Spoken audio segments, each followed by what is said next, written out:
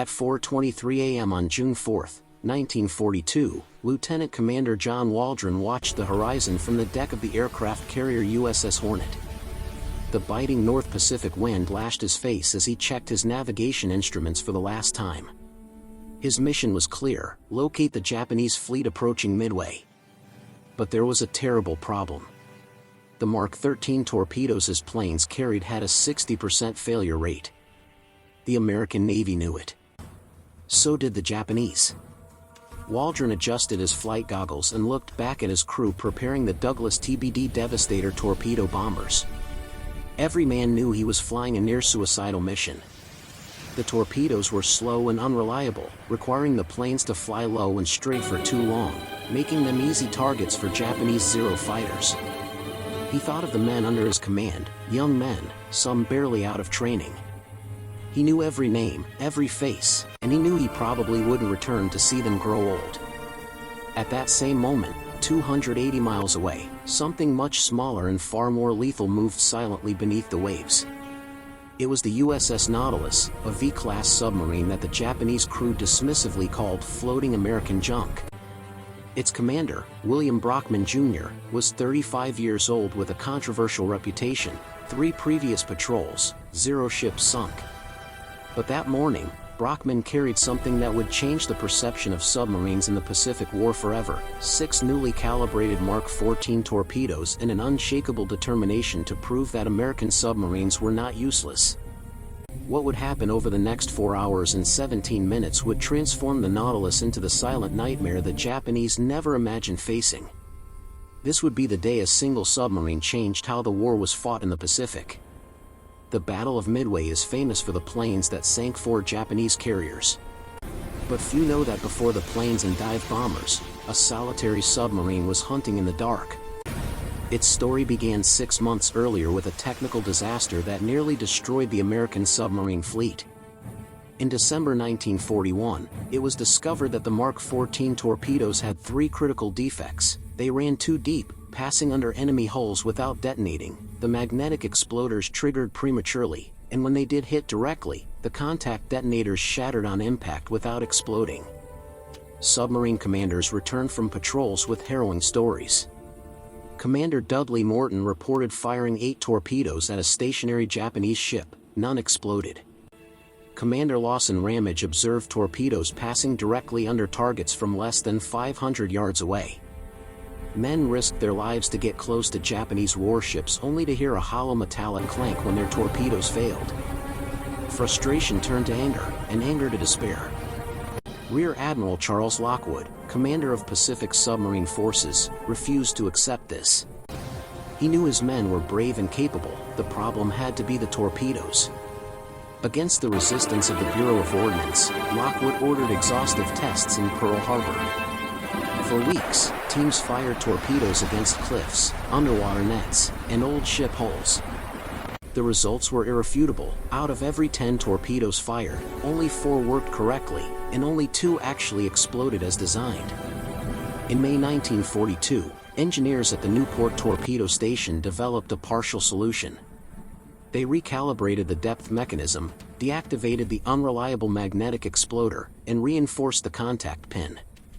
It wasn't perfect, but it was much better. The first submarine to receive these modified Mark 14s was the USS Nautilus. Brockman, considered unlucky by the Navy, finally had reliable ammunition. He had spent sleepless nights studying failure reports and was determined to prove the value of American submarines. On June 1, 1942, the USS Nautilus departed Pearl Harbor. American intelligence had cracked the Japanese codes, an extraordinary feat known as Operation Magic. Cryptanalysts working in secret basements had deciphered messages revealing a massive Japanese fleet approaching Midway, the largest concentration of naval power since the attack on Pearl Harbor. Admiral Chester Nimitz was making the riskiest bet of his career. He had fewer ships and planes, but he knew exactly where the enemy would be. Nimitz positioned every resource in the path of the Japanese fleet, including the Nautilus. To the Japanese, it was unthinkable that the Americans knew their planes. Admiral Yamamoto had planned a perfect trap to destroy the American carriers once and for all.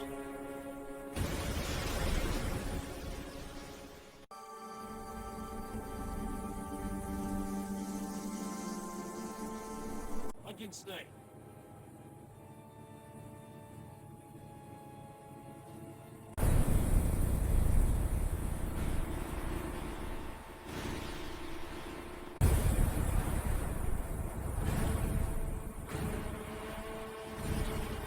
They called American submarines tiny ships, an insignificant threat compared to their massive carriers and battleships. But Brockman only cared about invisibility. For 3 days, the Nautilus patrolled in absolute silence. Life on a submarine was claustrophobic, 52 men in a 113-meter steel tube, breathing recycled air and living in suffocating heat often exceeding 38 degrees Celsius. The smell was a mix of diesel oil, sweat, and sewage. But the worst was the silence. Every sound had to be minimized, even a dropped wrench could be detected by enemy sonar.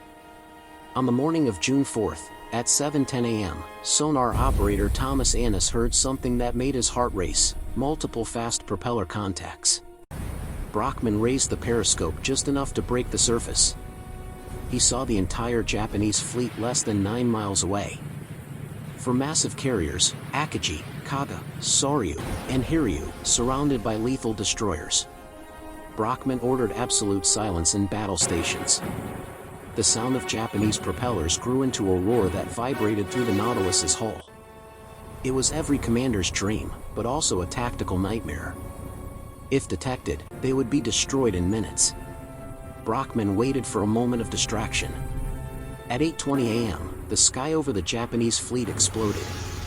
John Waldron's VT-8 squadron from the USS Hornet attacked.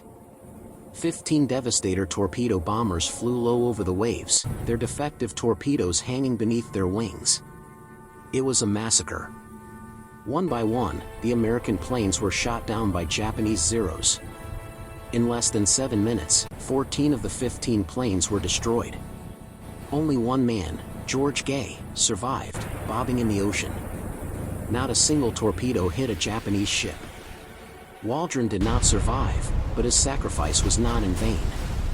The Japanese crews were euphoric, distracted by the slaughter of the pathetic American attackers. They didn't notice the Nautilus periscope emerging less than 3 miles away. Brockman spotted the heavy cruiser Mogami, which had broken formation to rescue downed Japanese pilots. From 3,000 yards, he fired 3 modified Mark 14s. 2 minutes and 40 seconds later, a massive explosion shook the ocean. The first torpedo hit the Mogami midship, below the waterline. The second hit near the bridge. Coordinates received. The cruiser began to list as orange flames erupted from its deck. Stand by. For the first time, William Brockman Jr. had sunk an enemy ship. But 3 Japanese destroyers immediately detected the torpedo wake and charged. Brockman ordered an emergency dive to 300 feet. At 250 feet, the first depth charges began. Boom. Boom. Boom. The submarine shook violently, light bulbs shattered, and instruments fell from the walls. Brockman ordered all engines stopped in absolute silence. For 45 minutes, 47 depth charges exploded around the Nautilus. The temperature inside rose to over 45 degrees Celsius. Men fainted from heat and lack of oxygen, but the hull held. When Brockman finally returned to periscope depth, the scene had changed. 3 of the 4 Japanese carriers were in flames, destroyed by American dive bombers that had attacked while the Nautilus was being hunted. The carrier Hiryu was still intact, but Brockman focused on another target, the heavy cruiser Chikuma, which was moving slowly through the debris to rescue survivors. Brockman didn't hesitate. Tubes 4, 5, and 6. Fire. 3 torpedoes cut through the dark blue water. The first hit below the bridge, and the second hit the engine room. 5 seconds later, a much larger explosion followed as the torpedoes reached the ammunition magazines. The Chikuma literally broke in half and disappeared under the waves in less than 7 minutes. Again, the Japanese were furious. 4 destroyers converged on the Nautilus's position. Brockman ordered a dive to 400 feet, well beyond the safe limit of 250 feet. The steel hull groaned and creaked under the crushing pressure. 1 charge exploded so close the lights went out. 73 explosions rocked the sub over 90 minutes. water leaked, and men struggled to breathe in the suffocating atmosphere. A 19-year-old sailor began to panic, but Brockman's calm was contagious. "You're not going to die today," he promised. Eventually, the destroyers ran out of depth charges and left.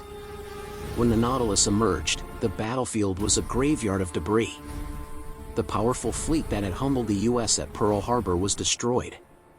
At 6:40 p.m., with the sun low on the horizon, the Nautilus turned toward Pearl Harbor. They were exhausted, but then the destroyer Tanakase appeared.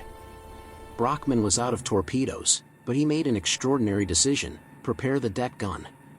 Surface. It was absolute madness. A submarine on the surface was a sitting duck for a destroyer. But Brockman banked on total surprise. The Nautilus emerged, its 6-inch gun swinging toward the Tanakase. The Japanese hesitation was all Brockman needed. Fire. The first 45-kilogram shell hit the Tanakase superstructure. For 18 minutes, the duel raged. Shells exploded in the water around the Nautilus, but the submarine's gunners were inspired. They destroyed the Tanakase fire control and eventually pierced the engine room. The destroyer slowed to a halt, dead in the water.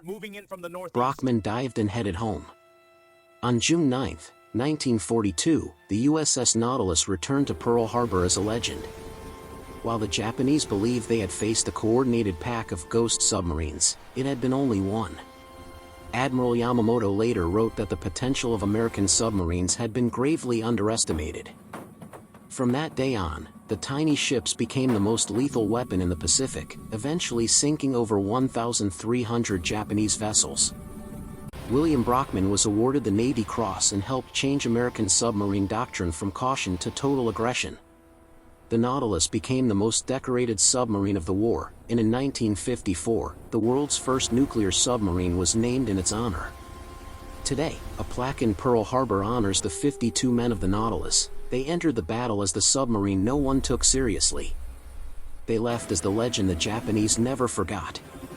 Sometimes, the smallest vessel carries the greatest courage, and that silent, deadly courage won the war.